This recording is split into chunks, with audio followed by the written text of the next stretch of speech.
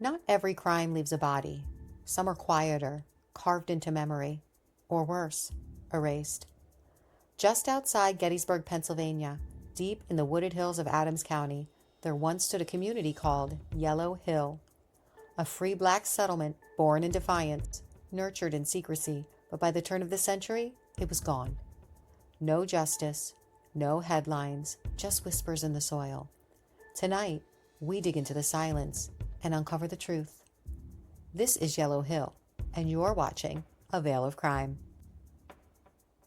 Yellow Hill began as a sanctuary. In the early 1800s, as slavery persisted just miles south in Maryland, a small group of freed and fugitive black families settled on a hilltop in Butler Township, Adams County. It wasn't marked on maps, but it was known to those who needed it. Cabins were raised, a meeting house was built.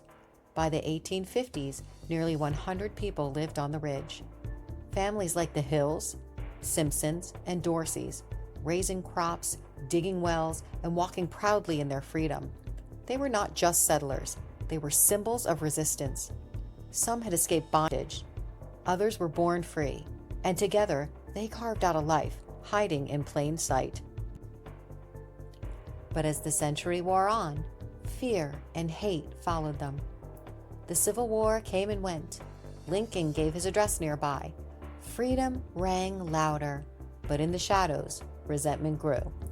Then, one night in the late 1800s, Yellow Hill's heart burned.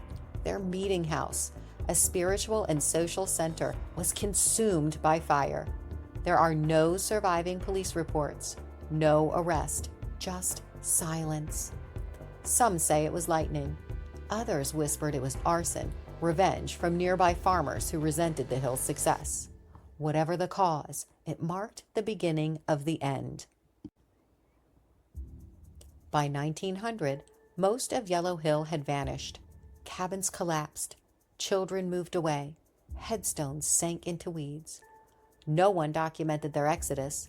It wasn't newsworthy to the local papers.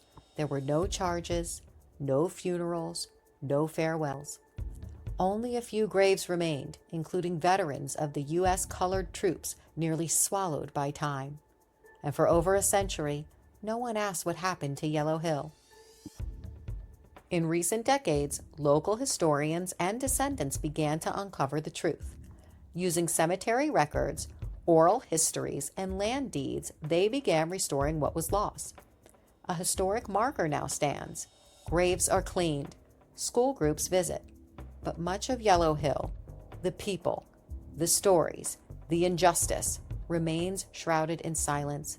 There were no police reports, no trials, but something was taken. A community, a legacy, a future. Not all crimes leave blood. Sometimes they leave absence. Yellow Hill wasn't just forgotten, it was erased or abandoned. But erasure or abandonment is never the end, because the past always finds a voice and demands to be seen. Thank you for walking with us behind the veil tonight. We'll see you next time on A Veil of Crime. Subscribe for more tales under the veil.